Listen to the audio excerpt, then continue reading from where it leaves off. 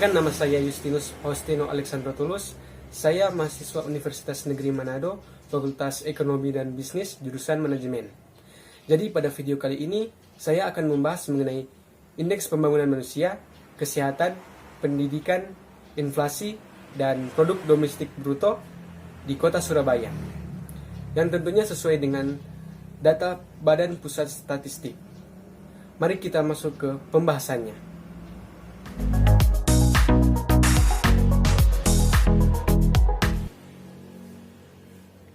Pembangunan manusia di kota Surabaya terus mengalami kemajuan atau kenaikan dari tahun 2019 sampai tahun 2022. Indeks pembangunan manusia di kota Surabaya pada tahun 2019 menunjukkan angka 82,22%. Pada tahun 2020 naik 0,01% menjadi 82,23%. Lalu pada tahun 2021 naik menjadi 82,31%. Dan pada tahun 2022 naik menjadi 82,74%. Pencapaian ini diukur dengan memperhatikan 3 aspek esensial, yaitu umur panjang dan hidup sehat, pengetahuan, dan standar hidup layak.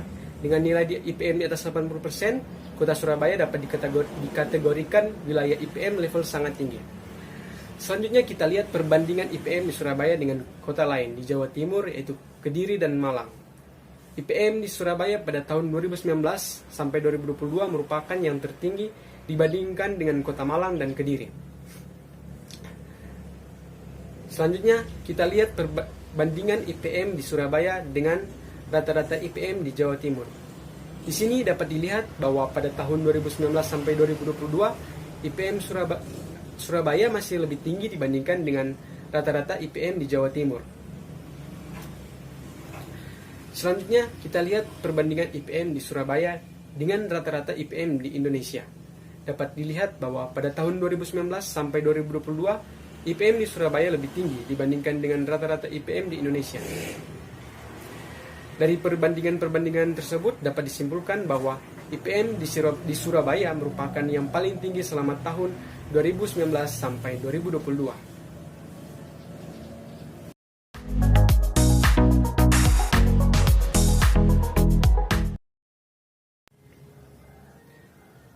Dalam bidang kesehatan ini, saya akan membahas persentase penduduk yang mempunyai keluhan kesehatan di Surabaya.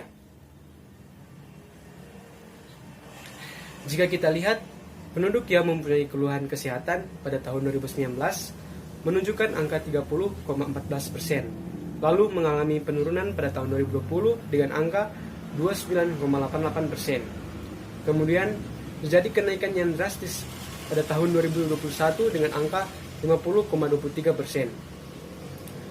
Penurunan persentase penduduk yang mempunyai keluhan kesehatan pada tahun 2020 menunjukkan bahwa keluhan kesehatan yang dialami penduduk Surabaya sedikit berkurang. Hal tersebut dapat berarti bahwa derajat kesehatan penduduk Surabaya lebih membaik. Kenaikan yang terjadi pada tahun 2021 disebabkan oleh adanya COVID-19 yang membuat keluhan kesehatan penduduk Surabaya meningkat drastis, dan juga masyarakat di perkotaan seperti di Surabaya memiliki mobilitas yang lebih tinggi dibandingkan masyarakat perdesaan, sehingga potensi penyebaran COVID-19 lebih besar untuk terjadi. Selanjutnya kita bandingkan dengan kota lainnya di Jawa Timur, yaitu kota Malang dan Kediri. Persentase penduduk yang mempunyai keluhan kesehatan di Surabaya pada tahun 2019 dan 2020 lebih rendah dibandingkan dengan kota Malang dan Kediri. Lalu pada tahun 2021 lebih tinggi dibandingkan dengan kota Malang dan Kediri. Selanjutnya kita bandingkan lagi dengan rata-rata daerah di Jawa Timur. Persentase penduduk yang mempunyai keluhan kesehatan di Surabaya pada tahun 2019 dan 2020 lebih rendah dibandingkan dengan rata-rata di daerah Jawa Timur. Lalu pada tahun 2021 lebih tinggi dengan angka 50,23% dibandingkan dengan rata-rata daerah di Jawa Timur. Selanjutnya kita bandingkan lagi dengan rata-rata daerah di Indonesia. Persentase penduduk yang mempunyai keluhan kesehatan di Surabaya pada tahun 2019 lebih rendah dibandingkan dengan rata-rata di daerah di Indonesia. Kemudian pada tahun 2021 lebih tinggi dibandingkan dengan rata-rata daerah di Indonesia. Dari perbandingan tersebut dapat disimpulkan bahwa persentase penduduk yang mempunyai keluhan kesehatan di Surabaya pada tahun 2019 dan 2020 lebih rendah. Kemudian terjadi kenaikan pada tahun 2021.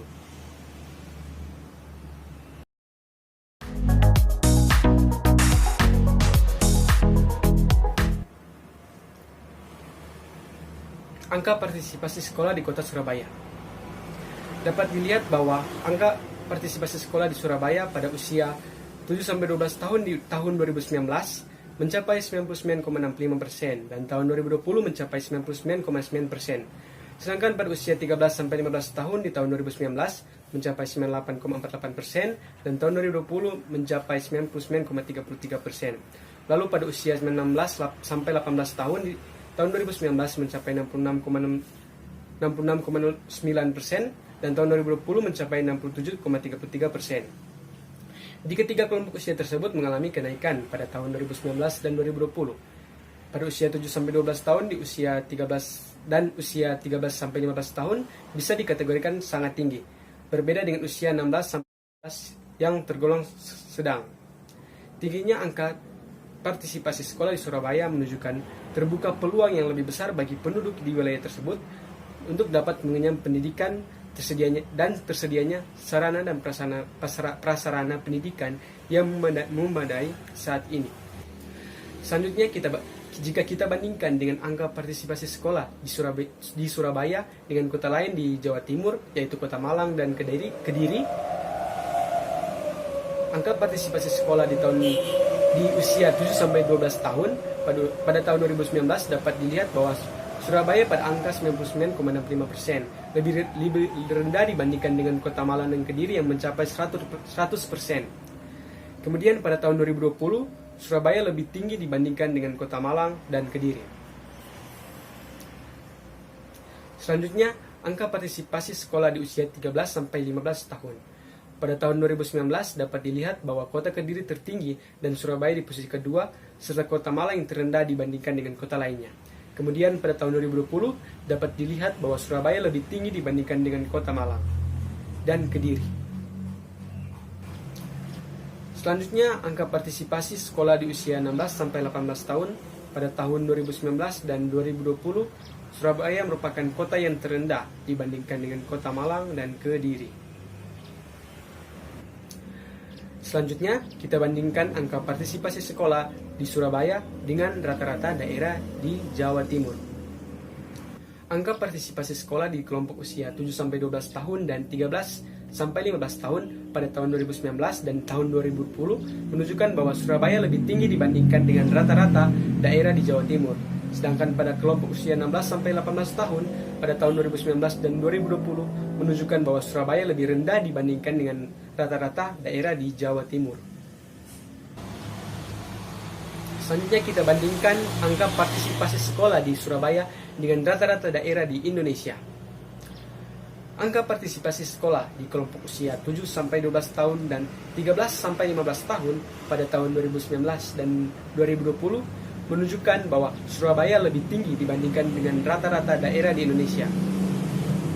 Sedangkan pada kelompok usia 16-18 tahun pada tahun 2019 dan 2020 menunjukkan bahwa Surabaya lebih rendah dibandingkan dengan rata-rata daerah di Indonesia. Berikutnya kita lihat tingkat penyelesaian pendidikan di jenjang SD, SMP, SMA di Jawa Timur. Yang pertama, tingkat penyelesaian pendidikan di jenjang SD. Pada tahun 2019 sampai tahun 2021, tingkat penyelesaian pendidikan SD di Jawa Timur lebih tinggi dibandingkan dengan rata-rata daerah di Indonesia. Berikutnya, tingkat penyelesaian pendidikan di jenjang SMP. Pada tahun 2019 sampai tahun 2021, tingkat penyelesaian pendidikan SMP di Jawa Timur lebih tinggi dibandingkan dengan rata-rata daerah di Indonesia. Berikutnya, tingkat penyelesaian pendidikan di jenjang SMA. Pada tahun 2019 dan 2020, tingkat penyelesaian pendidikan SMA di Jawa Timur lebih rendah dibandingkan dengan rata-rata daerah di Indonesia. Sedangkan pada tahun 2021 Jawa Timur lebih tinggi dibandingkan dengan rata-rata daerah di Indonesia. Dari kedua indikator yaitu angka partisipasi sekolah dan tingkat penyelesaian pendidikan menunjukkan bahwa di Surabaya pendidikannya berada dalam persentase yang bagus. Hal ini tentunya menjadi tolak ukur pemerintah untuk selalu meningkatkan pendidikan di daerah Surabaya.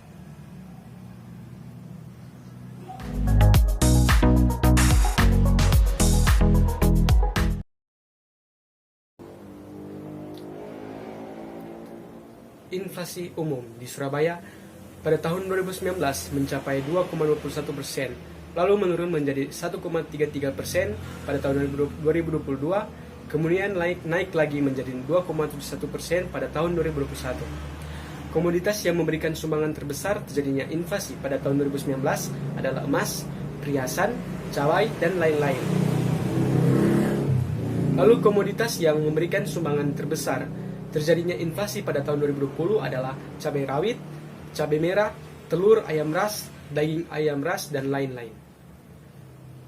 Pada tahun 2021, komoditas yang menjadi pendorong terjadinya inflasi adalah minyak goreng, tomat, daging, ayam ras, dan lain-lain. Selanjutnya kita bandingkan inflasi umum di Surabaya dengan kota lain di Jawa Timur seperti Malang dan Kediri. Pada tahun 2019, inflasi umum di Surabaya paling tinggi dibandingkan dengan kota Malang dan Kediri. Berikutnya, pada tahun 2020, inflasi umum di Surabaya paling rendah dibandingkan dengan kota Malang dan Kediri. Berikutnya, pada tahun 2021, inflasi umum di Surabaya tertinggi dibandingkan dengan kota Malang dan Kediri. Selanjutnya kita bandingkan inflasi umum di Surabaya dengan inflasi umum di Indonesia atau rata-rata daerah di Indonesia. Di sini dapat dilihat bahwa inflasi umum di Surabaya pada tahun 2019 dan 2020 lebih rendah dibandingkan dengan rata-rata daerah di Indonesia. Sedangkan pada tahun 2021 naik menjadi yang tertinggi dibandingkan dengan rata-rata daerah di Indonesia. Setelah melihat perbandingan-perbandingan tersebut, dapat disimpulkan bahwa di Surabaya terjadi inflasi umum yang tinggi pada tahun 2021.